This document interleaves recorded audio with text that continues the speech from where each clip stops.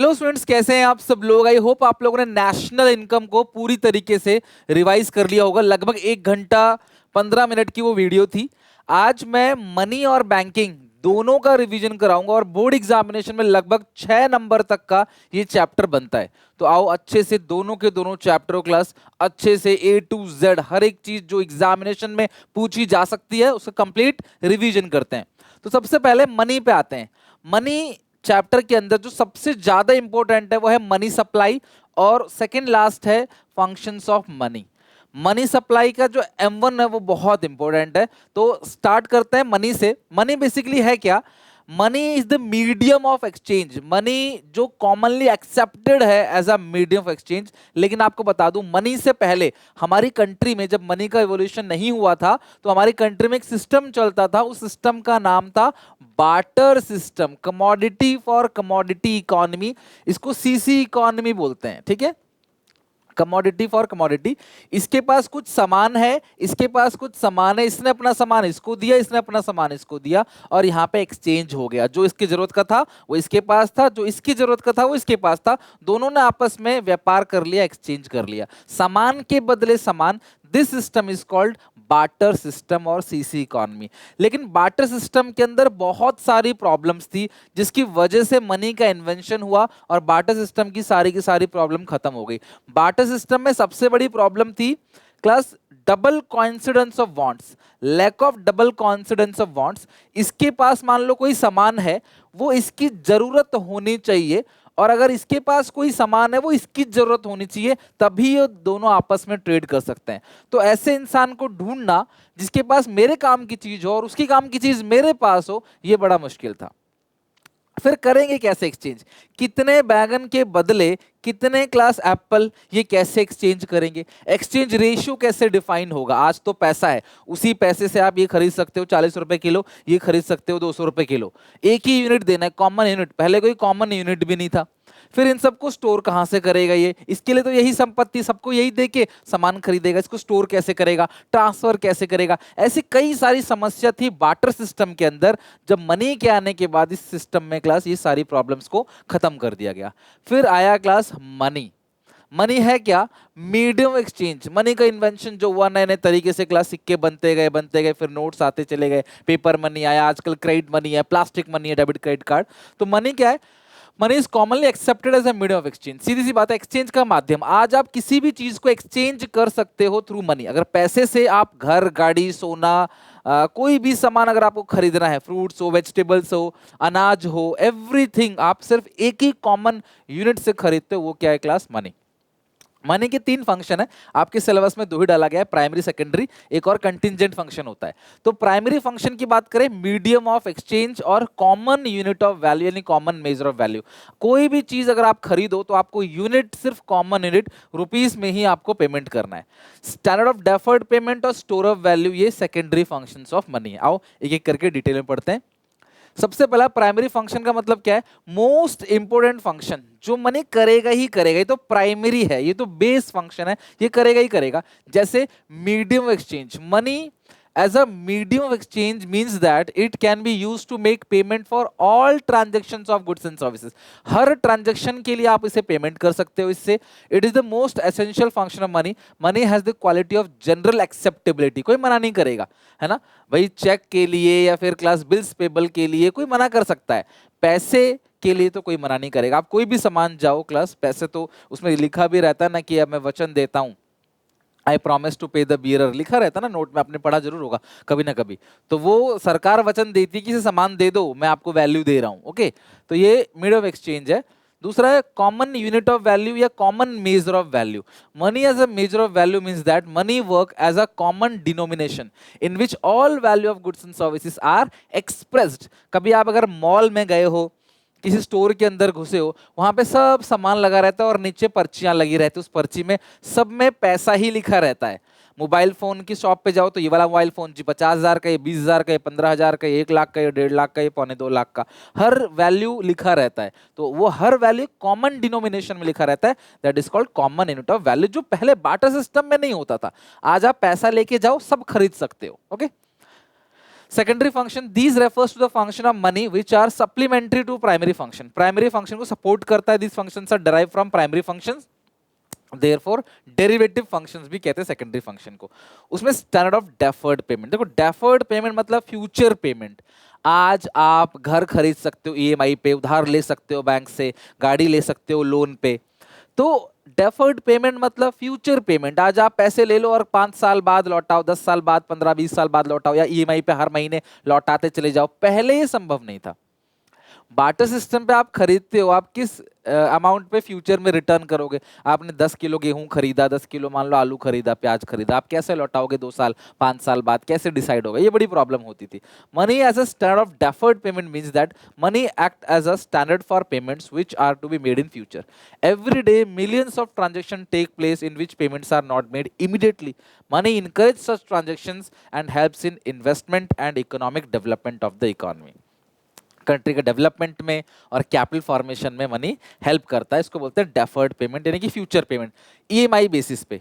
अगला store of value, asset function of money इसको बोलते हैं. आप स्टोर कर सकते हो पैसे को, आप लंबे समय तक स्टोर कर सकते हो. इंसान पैसा जोड़ता है, अपने नेक्स्ट जनरेशन को पास ऑन करके चला जाता है. घर, गाड़ी, बंगला, जो भी चीज उनके पास है, सोना, गहना, जवाहरात, शेयर्स, वो नेक्स्ट जनरेशन को ट्रांसफर करके चला जाता है. तो पैसा स्टोर कर सकते हो लंबे समय तक, लेकिन अनाज को स्टोर नहीं कर सकते. आपके पास कोई कमोडिटी वैल्यू है ना, कमोडिटी वैल्यू की एक लाइफ होती है, आप उसको बहुत लंबे समय तक स्टोर नहीं कर सकते.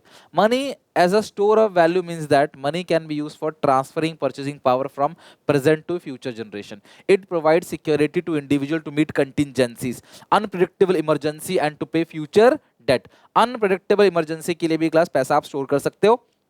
Under barter system, it was difficult to use goods as a store of wealth due to perishable nature. Goods तो perishable होता है, नासवान होता है. Perishable मतलब नासवान वस्तु जो खराब हो जाए, लेकिन पैसे के लिए ऐसा नहीं है. और प्लस पहले सामान को स्टोर करने में भी काफी खर्चा आता था कि आप स्टोर कैसे करोगे उसको. लेकिन यहाँ पैसे को स्टोर करने में दिक्कत नहीं, बैंक में डाल दो, 100 साल तक स्टोर करो, क्या प्रॉब्लम है. Next है money supply, the most important topic in this chapter. Money supply refers to the stock of money held by public at a particular point of time. ध्यान रखना, money supply का मतलब है stock of money held by public. Simple. Money supply का मतलब क्या है? Stock of money held by public at a particular point of time. At a particular point of time. ठीक है. तो किसी पर्टिकुलर पॉइंट ऑफ टाइम पर, यानी आज की डेट पे मान लेते हैं क्लास 20 जनवरी को, जनता के पास कितना पैसा है. तो किसी पर्टिकुलर पॉइंट ऑफ टाइम पे जनता के पास जो पैसा है, स्टॉक ऑफ मनी, उसी को बोलते हैं मनी सप्लाई. ये स्टॉक कॉन्सेप्ट है क्योंकि इसको पॉइंट ऑफ टाइम पे मेजर किया जाता है. आज कुछ और है, कल कुछ और होगा, तो ये पॉइंट ऑफ टाइम पे मेजर किया जाता है. और money supply does not include, money supply के अंदर सरकार का पैसा और बैंकिंग सिस्टम का पैसा काउंट नहीं करते. जो आम जनता के पास पैसा है वो काउंट किया जाएगा. गवर्नमेंट और बैंकिंग सिस्टम के पास जो पैसा है वो काउंट नहीं किया जाएगा. आम जनता मतलब इंडिविजुअल और बिजनेस फर्म, इनके पास जो पैसा है वही मनी सप्लाई में काउंट किया जाएगा. मनी सप्लाई के मेजरमेंट में जो सबसे पहला कंपोनेंट है मेजरमेंट का, वैसे M1, M2, M3, M4 है, बट सिलेबस का पार्ट M1 ही है. M1 को हम लोग नैरो मनी बोलते हैं और ये मोस्ट लिक्विड है. इसको ट्रांजैक्शन मनी भी बोलते हैं, मतलब सबसे ज्यादा ट्रांजैक्शन इसी से होता है. M1 मनी वन होता है, इसका फॉर्मूला है CCDD OD विद RBI. ध्यान रखना, CCDD OD विद RBI. तो CC का मतलब है करेंसी इन कैश, DD है डिमांड डिपॉजिट, OD है अदर डिपॉजिट. अगले स्लाइड में डिटेल में पढ़ेंगे. और मैं फिर से रिपीट कर रहा हूं, मनी सप्लाई के अंदर सरकार का पैसा और जो बैंकिंग सिस्टम का पैसा है, इवन जो कमर्शियल बैंक का पैसा RBI के पास पड़ा है, या जो बैंकिंग सिस्टम का पैसा, वो काउंट नहीं किया जाता. ध्यान रखना मनी सप्लाई के अंदर. और मनी सप्लाई के कंपोनेंट को मेजर करने के लिए M1 हमें पढ़ना है. M1 का फॉर्मूला है CCDD और OD विद RBI. M1 को नैरो मनी बोलते हैं. ये मोस्ट लिक्विड है, बहुत इजीली कैश में कन्वर्ट हो सकता है. और M1 का जो फॉर्मूला है CC का मतलब होता है करेंसी इन कैश. जनता के पास जो कैश में पैसा है, यानी पेपर नोट और करेंसीज यानी कॉइन्स के अंदर जो पैसा है वो. DD demand deposit, deposit of public, आम जनता ने कमर्शियल बैंकों में जो पैसा जमा कर रखा है जिसे जब मर्जी तब वो विड्रॉ कर सकते हैं, चेक के थ्रू, एटीएम्स, ऑनलाइन पेमेंट के through, this is called demand deposit. मान लो मेरे पास 50,000 रुपए थे कैश में, मैंने बैंक में जमा कर दिया, तो मैं जब चाहूं तब निकाल सकता हूं बैंक से, उसको बोलते हैं डिमांड डिपॉजिट। लेकिन ध्यान रखना, बहुत काम की बात, हम सिर्फ नेट डिमांड डिपॉजिट को ही काउंट करेंगे। सर नेट डिमांड डिपॉजिट का मतलब क्या होता है? यानी एक बैंक का जो दूसरे बैंक के पास पैसा है वो डिमांड डिपॉजिट में नहीं काउंट होगा। आम जनता का पैसा जो बैंकों में है वो काउंट होगा डिमांड डिपॉजिट में। और ग्रॉस डिमांड डिपॉजिट मतलब एक बैंक का जो पैसा दूसरे बैंक के पास है ना वो भी काउंट होता है, लेकिन हम नहीं लेते, इसके अंदर हम नेट डिमांड डिपॉजिट लेते हैं। It means inter bank deposits are excluded. Inter bank deposit वो डिपॉजिट है जो एक बैंक का दूसरे बैंक के बिहाफ में पैसा पड़ा रहता है। तो मनी सप्लाई में जो मेजरमेंट है वो है M1। Money supply stock concept है। M1 को ट्रांजैक्शन मनी, नैरो मनी कहते हैं, ये मोस्ट लिक्विड है। और M1 का फॉर्मूला है CC/DD/OD। CC मतलब currency, cash and coin, coin और पेपर नोट जो जनता के पास है। DD है डिमांड डिपॉजिट, आम जनता का पैसा जो बैंकों में पड़ा है जिसे वो जब मर्जी तब डिमांड करके निकाल सकते हैं, उसको बोलते हैं डिमांड डिपॉजिट। डिमांड डिपॉजिट में इंटर बैंक डिपॉजिट को नहीं लेते, यानी एक बैंक का पैसा जो दूसरे बैंक के पास है वो हम काउंट नहीं करेंगे। ओके, और लास्ट है other deposit with RBI. OD is other deposit with RBI. Other deposit के अंदर 3 डिपॉजिट्स आती हैं जो आरबीआई के पास पैसा पड़ा हुआ है फॉरेन बैंक्स और फॉरेन गवर्नमेंट के बिहाफ में। ध्यान रखना, फॉरेन बैंक और फॉरेन गवर्नमेंट के बिहाफ में। Demand deposit of international institution like IMF और वर्ल्ड बैंक का पैसा जो आरबीआई के पास पड़ा हुआ है, और नाबार्ड का पैसा जो आरबीआई के पास पड़ा हुआ है। नाबार्ड क्या है? हमारे इंडिया की बॉडी है, एपेक्स बैंक है, national bank for agriculture and rural development. Establish कब हुआ था? 1982। ये इंडियन इकोनॉमिक डेवलपमेंट का पार्ट है, बट हाँ मैं डिस्कस कर रहा हूँ तो मैंने लिखवा दिया, आपको याद रहे। मैक्रो में इसका कोई लेना देना नहीं है, सिर्फ ये फॉर रिकॉल पर्पज है, ठीक है।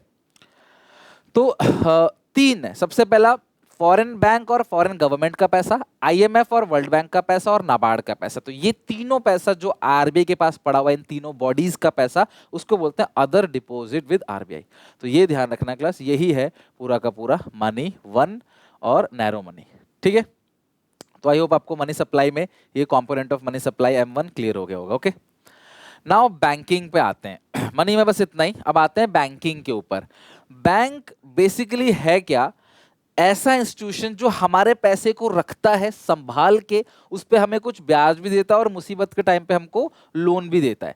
तो बैंक एक ऐसी ऑर्गेनाइजेशन है which keeps money safely for its customer, and जब आपको जरूरत है तो आप बैंक से पैसा विड्रॉ भी कर सकते हो।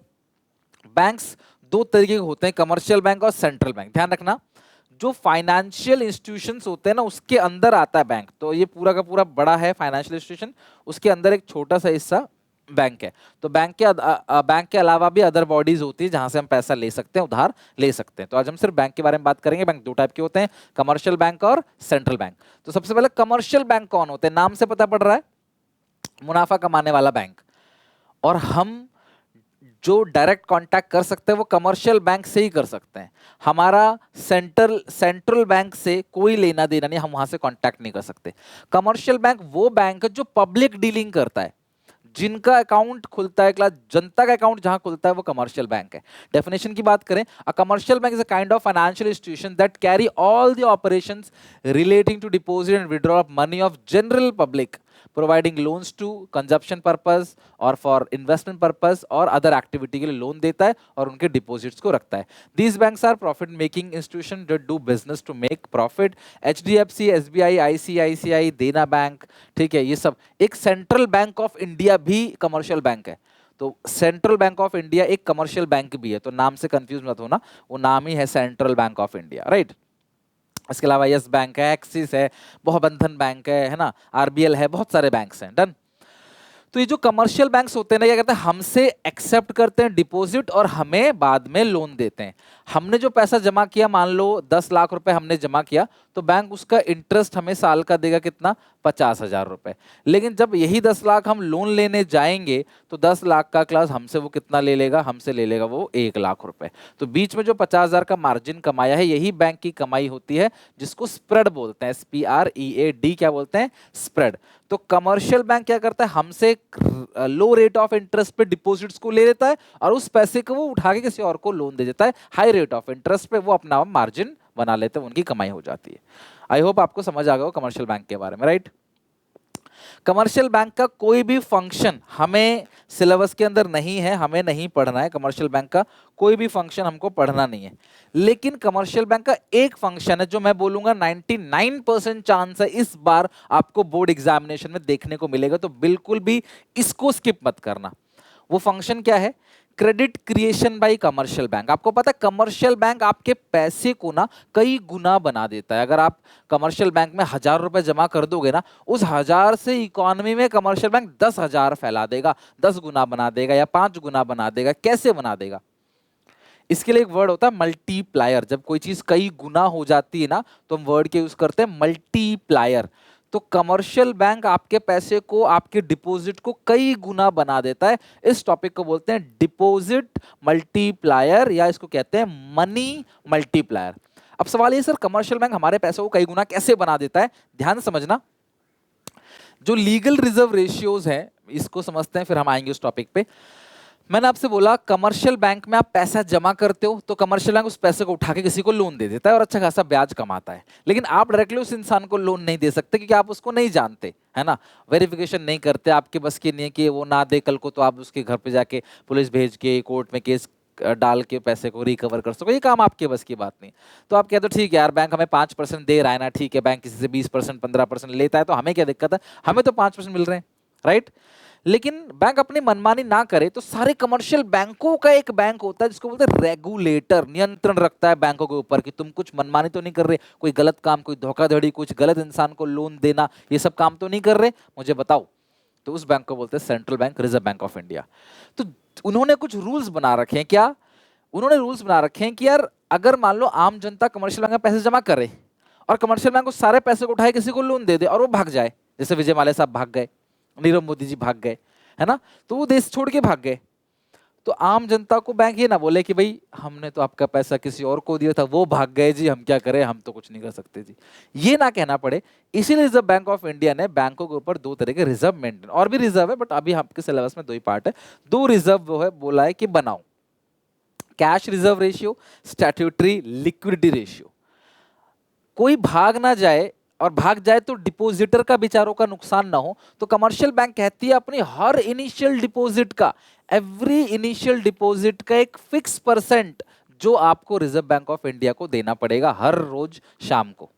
This is called cash reserve ratio.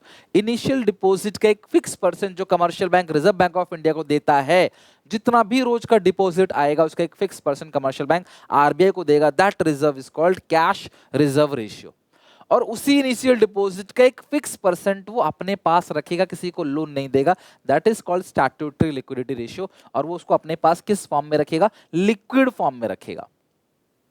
Liquid form में इसलिए रखेगा, मान लो कि मैंने आज बैंक में 5 लाख रुपए जमा करे, ठीक है, बैंक ने उसे उठा के किसी को लोन दे दिया और अगले ही दिन में वापस निकालने पहुंच गया, तो बैंक क्या बोलेगा, यार पैसे नहीं है, मैंने किसी और को लोन दे दिया। नहीं, तो बैंक हमें पैसे वो देगा, क्योंकि वो डिमांड डिपॉजिट है, मैं जब मर्जी तब पैसा निकाल सकता हूँ।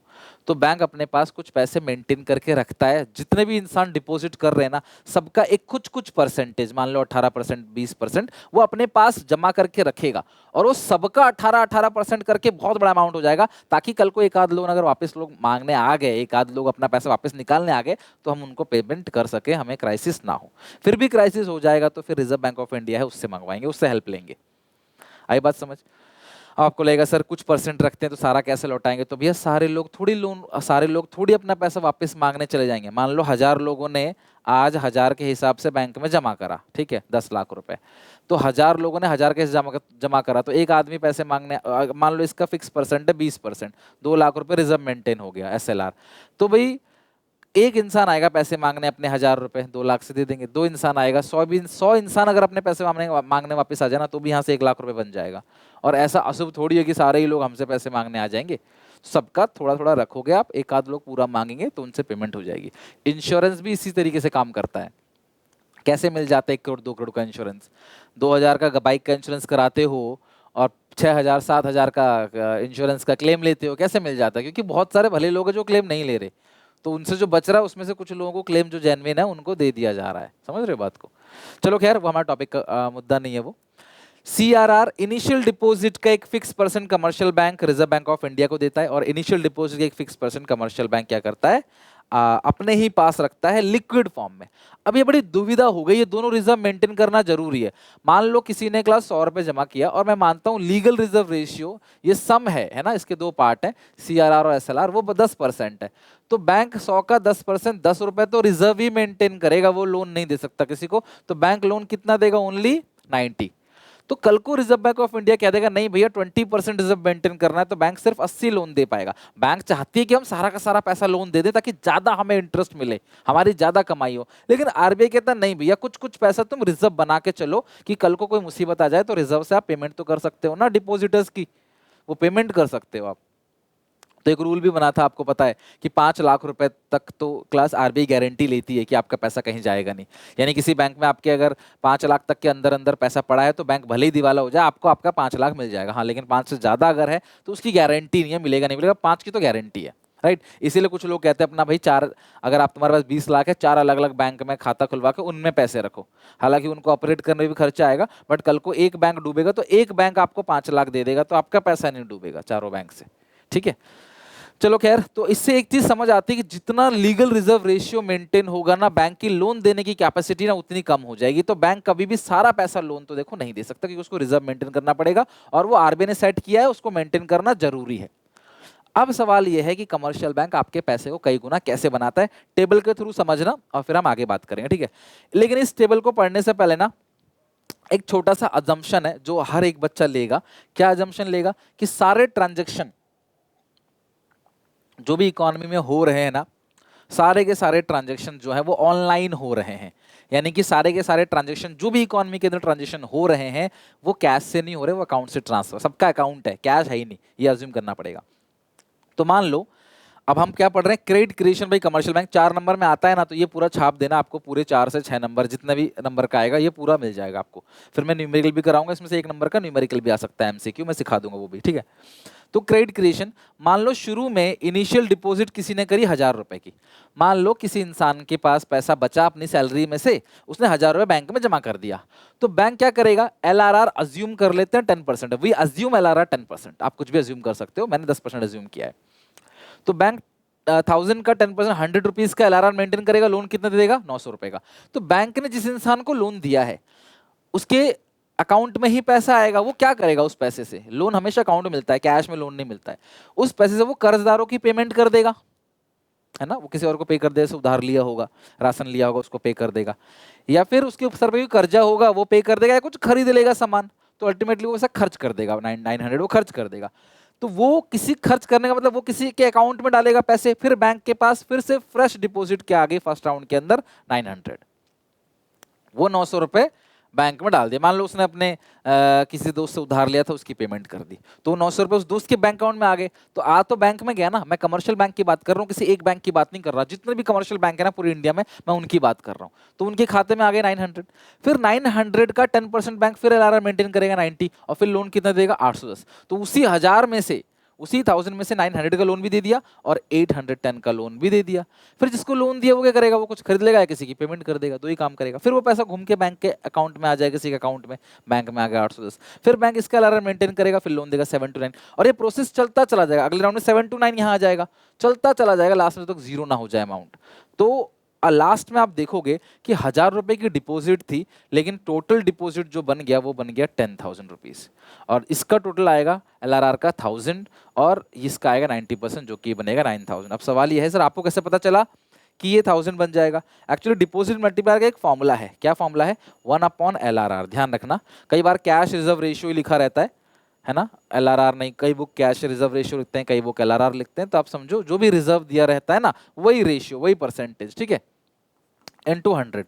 तो यहां पे था एलआरआर 10%, 10 टाइम्स, यानी कि आपका जो इसे बोलते हैं, इसे कौन सा फॉर्मूला है? Deposit multiplier. जैसा आप एडीएस में इन्वेस्टमेंट मल्टीप्लायर पढ़ते हो ना, 1/MPS, उसी तरीके से डिपॉजिट मल्टीप्लायर है। तो आपका 1000 का डिपॉजिट ये 10 गुना बना देगा, विच इज 10 टाइम्स 10,000। ध्यान रखना, अगर एलआरआर 10% है तो 1/10 इंटू 100, डिपोजिट मल्टीप्लायर आ गया 10 टाइम्स, ठीक है।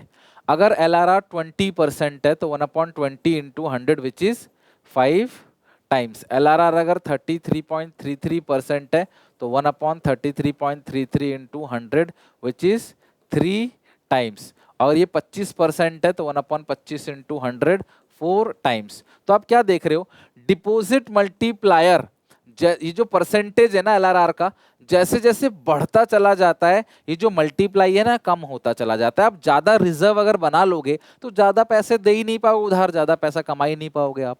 तो जितना ज्यादा उधार दोगे उतना ज्यादा आप पैसा बना सकते हो। बट हाँ, इस चक्कर में ये नहीं कि कोई बैंक डूब ही जाए लालच के चक्कर में, इसीलिए बैंक LRR मेंटेन करती है।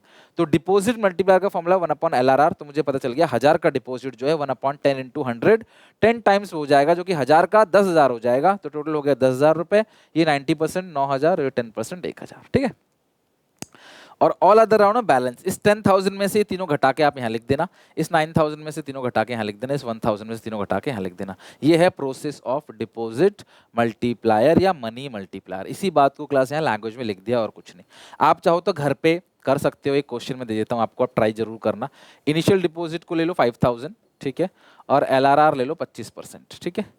LRR 25%, इनिशियल डिपॉजिट को ले लो 5,000, और ऐसे ही टेबल आप बना के देखो। पेपर में खुद ही कहता है कि आप खुद टेबल बनाओ, तो या तो आप इस तरीके से 1000 और 10% वाला दिमाग में सेट कर लो, या अपने आप बना के देखो। अपने आप बना के देखना, प्रैक्टिस करना, बहुत अच्छा रहेगा। कल को क्या पता फिल इन द ब्लैंक्स आ जाए, है ना, कुछ और घुमा के पूछ ले।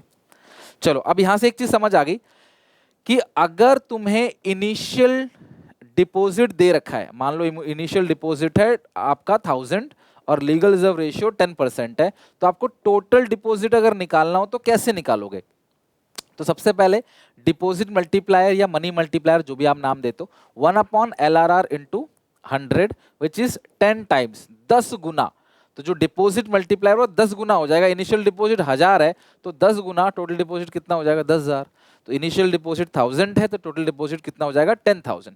सिमिलरली अगर कल को क्वेश्चन ये बोल दे कि टोटल डिपॉजिट जो है वो है 40,000 और LRR जो है वो 25% है, तो आप बताओ इनिशियल डिपॉजिट कितना होगा? कुछ भी पूछ सकता है, इनिशियल डिपॉजिट भी पूछ सकता है, LRR भी पूछ सकता है, डिपॉजिट मल्टीप्लायर भी पूछ सकता है, टोटल डिपॉजिट भी पूछ सकता है, कुछ भी पूछ सकता है। पर हाँ, आपको सफिशिएंट इन्फॉर्मेशन गिवन होगी। अब यहां से अगर आप LRR, अगर आप डिपॉजिट मल्टीप्लायर निकालो तो फॉर्मूला होता है 1/LRR into 100 which is 4 times, 4 गुना। तो डिपॉजिट मल्टीप्लायर 4 गुना हो गया। तो भैया आप मुझे बताओ, LRR 25% है ना, इनिशियल डिपॉजिट जो भी रहा होगा उसका 4 गुना करेंगे तो टोटल डिपॉजिट कितना आ जाएगा? 40,000। तो ऑब्वियसली इनिशियल डिपॉजिट कितना रहा होगा? 10,000। 10,000 का 4 गुना ही तो 40,000 होता है। तो इनिशियल डिपॉजिट निकल कर आ गया 10,000। अब मान लो कभी आपको इनिशियल डिपॉजिट दे दिया 50,000 और टोटल डिपॉजिट दे दिया 1 लाख, ठीक है। इनिशियल डिपॉजिट 50 है और टोटल डिपॉजिट कितना है? 1 लाख हो गया। अब तुमसे बोलेगा LRR निकालो, तो आप LRR भी निकाल लोगे। लीगल रिजर्व रेशियो है, कैश रेशियो पूछेगा, वो भी निकाल लोगे आप। तो कितने गुना है? टोटल डिपॉजिट जो है वो है 1 लाख और इनिशियल में कितना लगाया था? 50,000, तो 2 गुना हो गया। तो डिपॉजिट मल्टीप्लायर आ गया 2 टाइम्स। फिर डिपॉजिट मल्टीप्लायर का फॉर्मूला क्या है? 1/LRR into 100। तो सॉल्व करोगे, LRR इज इक्वल टू 100/250, यानी जो लीगल रिजर्व रेशियो है वो इस क्वेश्चन में कितना है? 50%। तो आप ध्यान रखना, 1 मार्कर में इनिशियल डिपॉजिट, टोटल डिपॉजिट से सवाल पूछा जा सकता है और एग्जामिनर का फेवरेट क्वेश्चन है, तो 1 मार्कर में आ सकता है। और अगर ये आया तो ये 4 to 6 मार्क का आएगा, उससे कम का नहीं आएगा, ठीक है। लैंग्वेज अपनी होगी भले ही, लेकिन टेबल आप ध्यान रखना, ओके। इनिशियल डिपॉजिट 2 राउंड ले लो, बहुत है। तुम 3 राउंड लेना चाहते हो तो भी चलेगा, और फिर एक ऑल अदर राउंड का बना लेना जिसमें बैलेंसिंग फिगर आ जाएगा। तो ये थी कमर्शियल बैंक के बारे में हमारी मेन बातें। एक्सेप्ट करना डिपॉजिट को, लोन देना, बैंक और भी बहुत काम करता है। डेबिट क्रेडिट कार्ड की फैसिलिटी हमारे बिहाफ में, पेमेंट करता है, बहुत काम करता है। बट हमें पढ़ना नहीं, हमें एक ही चीज पढ़नी थी, credit creation bye commercial bank. अब बात करें सेंट्रल बैंक की, तो हमारी कंट्री का जो सेंट्रल बैंक है वो है रिजर्व बैंक ऑफ इंडिया, भारतीय रिजर्व बैंक। नोट यही छापता है, तभी नोट में RBI की फोटो लगी होती है, लोगो भी लगा होता है। एक एपेक्स बैंक है that control the entire banking system of country. Class reserve bank of India ना पूरी की पूरी कंट्री के बैंकिंग सिस्टम को फैसिलिटेट भी करता है, रेगुलेट भी करता है। तो पूरी कंट्री के जो फाइनेंशियल मुद्दे हैं ना वो RBI मैनेज करता है, या अकेली ऐसी एजेंसी जो नोट इशू करता है। और इंडिया में इस बैंक का नाम है सेंट्रल बैंक का रिजर्व बैंक। जैसे हमारी पूरी बॉडी को हमारा ब्रेन मैनेज करता है ना, सेंट्रल पार्ट है, उसी तरीके से क्लास हमारी कंट्री का सेंट्रल बैंक जो है वो reserve bank of India, England का बैंक ऑफ इंग्लैंड, अमेरिका का federal reserve system. RBI establish हुआ था 1 अप्रैल 1935, लेकिन आरबीआई का जो एक्ट पास हुआ था वो 1934। तो आरबीआई का एक्ट मिलेगा आपको 1934 का, स्टैब्लिश 1935 में हुआ था 1 अप्रैल को। ओके, अब इसके फंक्शंस बहुत इंपॉर्टेंट है, मतलब एक तो वो इंपॉर्टेंट था कमर्शियल बैंक का फंक्शन, एक सेंट्रल बैंक के जो फंक्शंस है ना ये बहुत इंपॉर्टेंट है। तो एक एक करके सारे के सारे फंक्शन अच्छे से समझाता हूं, आपको एक्सप्लेन करने के लिए आएगा, कोई भी एक फंक्शन आप या दो फंक्शन आप एक्सप्लेन कर दो। तो सबसे पहला note issuing authority, currency issuing authority. हमारी कंट्री में नोट छापने का जो इकलौता राइट है वो सेंट्रल बैंक के पास है, इसलिए सेंट्रल बैंक को 20वीं सेंचुरी में बैंक ऑफ इशू भी कहा जाता था। सेंट्रल बैंक इकलौती ऐसी एजेंसी जो करेंसी नोट छापता है, जो लीगल टेंडर है, जो मतलब कानूनी है, जिसे एक्सेप्ट करने में कोई मना नहीं करेगा। लेकिन 1 रुपये का जो कॉइन है और 1 रुपये का जो नोट है वो कौन इशू करता है? वो इशू करता है मिनिस्ट्री ऑफ फाइनेंस। तो 1 रुपी कॉइन, 1 रुपी नोट कौन इशू करता है? मिनिस्ट्री ऑफ फाइनेंस, ध्यान रखना। बैंकर्स टू द गवर्नमेंट, सरकारी मतलब कि हमारा बैंक कमर्शियल बैंक, बट सरकार का बैंक जो है वो सेंट्रल बैंक है। तो जो सेंट्रल बैंक है ना वो सरकार का बैंकर है, सरकार का एजेंट है, सरकार का फाइनेंशियल एडवाइजर है, जो सरकार को क्लास एडवाइजरी देता है, सरकार की हेल्प करता है डिफिकल्ट सिचुएशन में, सरकार को गाइड करता है, सरकार के खातों को मैनेज करता है। कोविड में सरकार के पास पैसे नहीं थे तो आरबीआई ने कुछ लाख करोड़ रुपए का डोनेशन दिया था गवर्नमेंट को। तो it buy and sell security, सरकार के बिहाफ में ये सिक्योरिटीज को खरीदता बेचता है, सरकार की हेल्प करता है पॉलिसीज को बनाने में।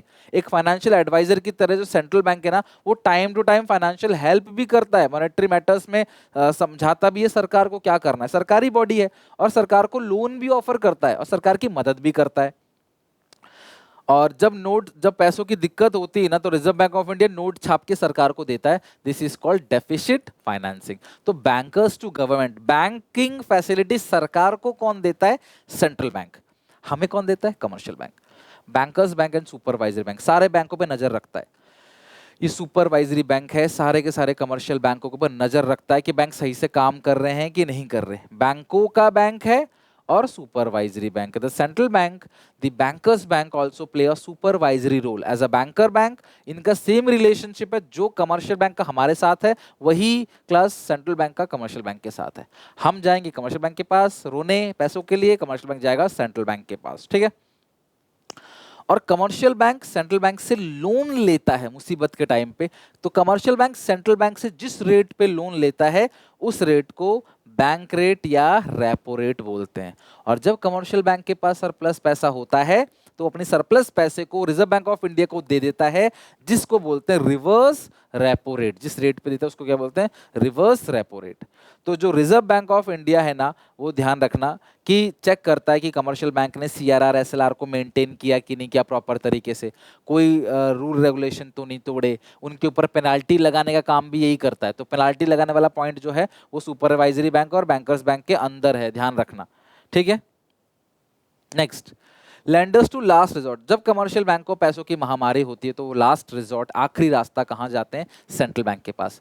Custodian of foreign exchange reserve, हर कंट्री का जो सेंट्रल बैंक होता है ना वो फॉरेन एक्सचेंज रिजर्व को स्टोर करके रखता है इमरजेंसी में काम आने के लिए। देश को चलाने के लिए बहुत सारी फॉरेन करेंसी चाहिए और वो हमारी कंट्री की फॉरेन करेंसी कौन स्टोर करता है? वो कौन सी बॉडी हमारी कंट्री की स्टोर करती है? आरबीआई। तो RBI is the custodian of foreign exchange reserve. Foreign exchange reserve कहाँ रहता है, किसके पास स्टोर रहता है? आरबीआई के पास। अगला है क्लियरिंग हाउस फंक्शन। दो बैंकों के बीच में अगर कोई डिस्प्यूट है तो उस डिस्प्यूट को क्लियर कराने का काम भी किसका है? रिजर्व बैंक ऑफ इंडिया उस डिस्प्यूट को भी क्लियर कराती है। दो बैंकों के बीच में कुछ फंड ट्रांसफर होना है, वो सब दो बैंकों के बीच का चेक क्लियर करना है, वो सब आरबीआई करेगा। और सबसे लास्ट और मोस्ट इंपोर्टेंट फंक्शन है लास्ट होने के बाद भी, वो है control of credit. Central bank profit motive से काम नहीं करता, सोशल वेलफेयर के मोटो पे चलता है। तो अगर कंट्री के अंदर इन्फ्लेशन है या डिफ्लेशन है उसे कंट्रोल करने का काम किसका है? रिजर्व बैंक ऑफ इंडिया का है। और रिजर्व बैंक ऑफ इंडिया की एक पॉलिसी है जिस पॉलिसी का नाम है मॉनेटरी पॉलिसी, और उस मॉनेटरी पॉलिसी के through reserve bank of India inflation को कंट्रोल करता है। जनता डिमांड ज़्यादा कर रही है और सप्लाई कम है तो इस सिचुएशन को बोलते हैं इन्फ्लेशन। यहाँ महंगाई होती है, यहाँ प्राइसेस बढ़ते हैं। तो सरकार क्या करती है, सरकार सोचती है कि मनी सप्लाई को रेस्ट्रिक्ट करें। क्या करें? रेस्ट्रिक्ट, रोको, पैसा जनता के हाथ में मत जाने दो। और डिमांड कम सप्लाई ज्यादा है तो उसको बोलते हैं डिफ्लेशन। तो अगर मंदी है तो वहां पे प्राइसेस डाउन हो जाते हैं। तो सरकार क्या करती है, मनी सप्लाई को लिबरल कर देती है, लिबरल लाइक बढ़ा देती है। तो मनी सप्लाई कम करना, मनी सप्लाई बढ़ाना। प्राइस ज्यादा है तो मनी सप्लाई को कम कर दो, जनता के हाथ में कम पैसे जाने दो ताकि वो और डिमांड ना करें बिना बात के।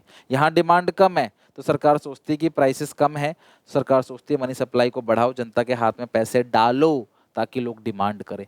तो इन्फ्लेशन की सिचुएशन में मनी सप्लाई को रेस्ट्रिक्ट किया जाता है, डिफ्लेशन की सिचुएशन में मनी सप्लाई को लिबरल कर दिया जाता है। ठीक है, तो इस इन्फ्लेशन डिफ्लेशन को कंट्रोल करने का जिम्मा किसका है क्लास? आरबीआई का। और आरबीआई उसे किस पॉलिसी के थ्रू करती है? उस पॉलिसी का नाम क्या है? Monetary policy. ओके, तो अगर इकोनॉमी अनस्टेबल है, डिमांड कम हो रही है, तो आरबीआई क्या करता है? आरबीआई पैसे इंजेक्ट करता है। सेंट्रल बैंक देश में पैसे डालता है, हवा में उड़ाता नहीं है, इनडायरेक्टली पैसे देता है लोन्स वगैरह के थ्रू। कैसे देता है दिखाऊंगा अभी। जनता के हाथ में पैसा आता है तो जनता क्या करती है क्लास? फिर डिमांड करती है, और डिमांड करेगी तो इकोनॉमी जो है वो ग्रो करेगा। और vice versa in case of inflation, inflation में आरबीआई पैसा इकोनॉमी से निकाल लेती है। आरबीआई ना इकोनॉमी से पैसा निकाल लेती है ताकि लोग डिमांड ना करें और डिमांड कम हो, ताकि डिमांड सप्लाई दोनों आपस में बराबर हो जाए। अब ये जो मॉनेटरी पॉलिसी है, इस मॉनेटरी पॉलिसी में जो इंस्ट्रूमेंट्स हैं वो दो इंस्ट्रूमेंट्स हैं। पहला इंस्ट्रूमेंट है वो है क्वांटिटेटिव इंस्ट्रूमेंट्स, और दूसरा जो इंस्ट्रूमेंट है वो है क्वालिटेटिव इंस्ट्रूमेंट। तो रिजर्व बैंक ऑफ इंडिया क्या मॉनेटरी सप्लाई के अंदर दो इंस्ट्रूमेंट्स हैं, दो मेजर्स हैं, क्वांटिटेटिव मेजर्स और क्वालिटेटिव मेजर्स। बच्चों नेक्स्ट 10 मिनट्स बहुत ध्यान से समझना, क्योंकि ये topic same to same ADAS chapter के अंदर, measures to control excess demand deficient demand के चैप्टर के अंदर सेम टॉपिक है। तो अच्छे समझना कि रिजर्व बैंक ऑफ इंडिया कैसे इन्फ्लेशन डिफ्लेशन को कंट्रोल करेगा। जनता के पास पैसे ज्यादा है तो छीन लेगा, कम है तो इंजेक्ट करेगा, दे देगा। कैसे दे देगा? सबसे पहला बैंक रेट या रेपो रेट। देखो यार, हम आम जनता लोन लेने जाते हैं कमर्शियल बैंक के पास, तो हम जिस रेट पे लोन लेते हैं उस रेट को बोलते हैं रेट ऑफ इंटरेस्ट।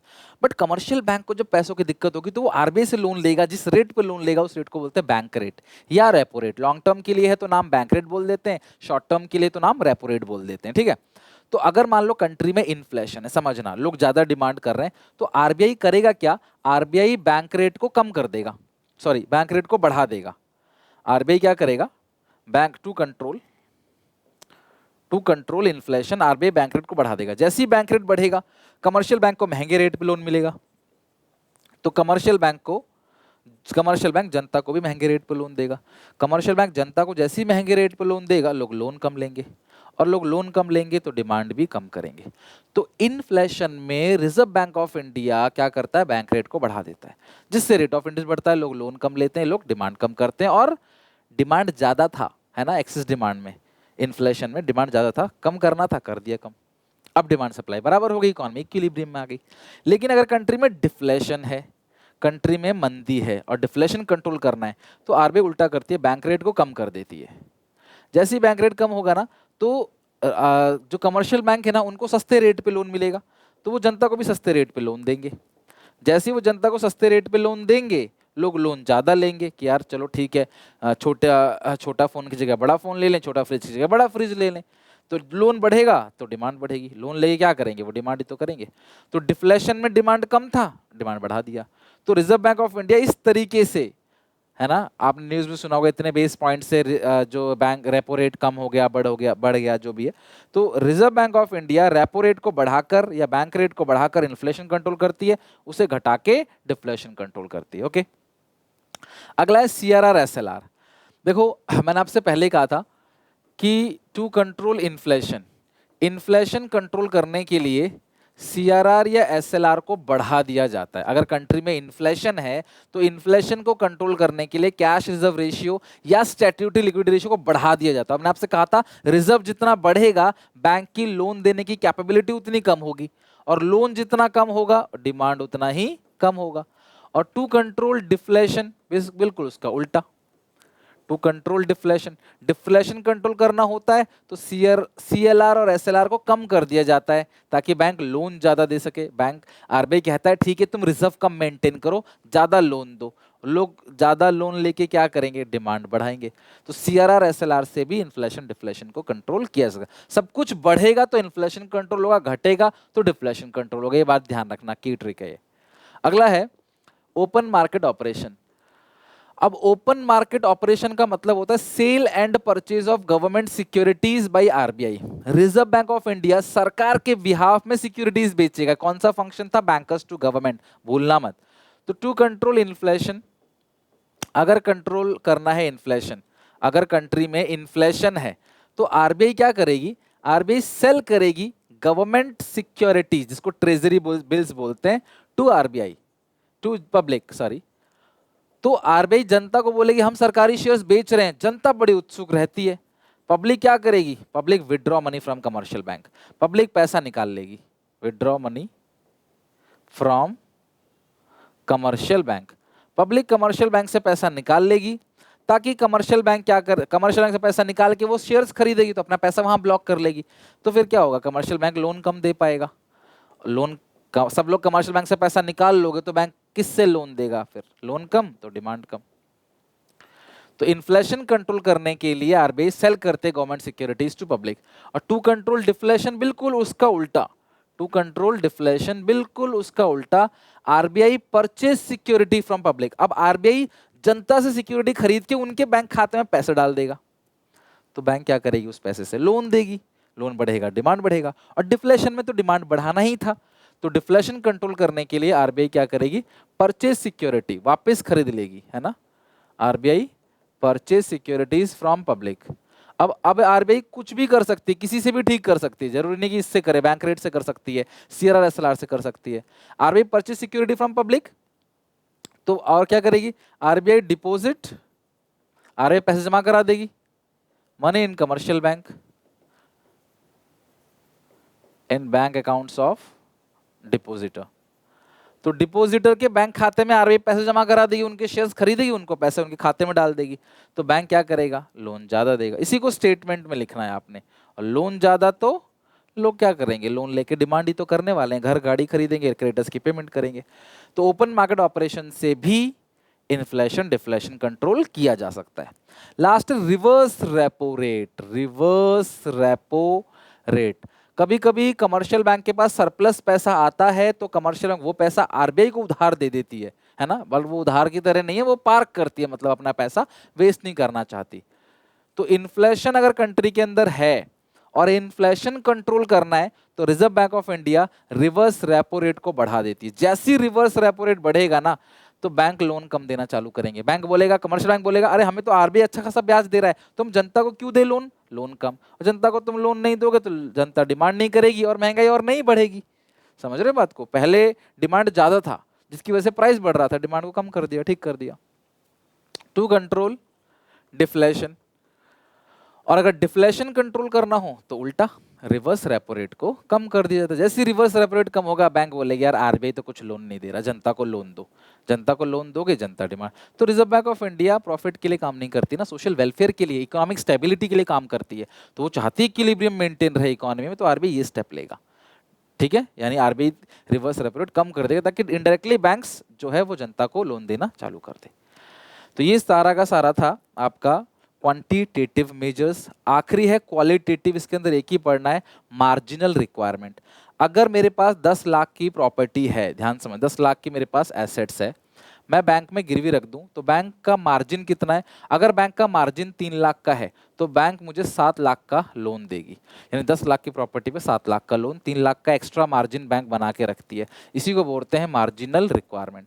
अगर बैंक का ये मार्जिन बढ़ गया 3 से 4, बैंक बोलेगी नहीं हमारा मार्जिन 4 लाख है तो हमें लोन कितना मिलेगा, सिर्फ 6 लाख का। बैंक बोलेगी हमारा मार्जिन 5 लाख है तो लोन मुझे कितने का मिलेगा, सिर्फ 5 लाख का। तो मार्जिन जितना बढ़ेगा लोन उतना घटेगा।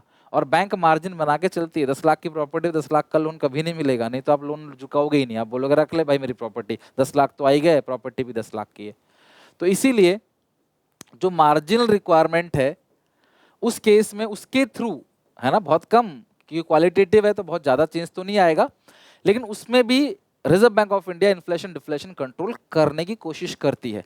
तो अगर इन्फ्लेशन है तो मार्जिन को बढ़ा दिया जाता है, जैसे ही मार्जिन रिक्वायरमेंट बढ़ेगा ना, बेचारे बैंक लोन कम देंगे, और लोन कम देंगे तो डिमांड कम होगा, राइट। टू कंट्रोल डिफ्लेशन, अगर कंट्री में डिफ्लेशन है, मंदी है, तो मार्जिन रिक्वायरमेंट को कम कर दिया जाता है। आरबीआई मार्जिन रिक्वायरमेंट कम कर देती है, जैसी मार्जिन रिक्वायरमेंट कम होगा तो बैंक लोन ज्यादा देगी, और लोन ज्यादा तो डिमांड ज्यादा।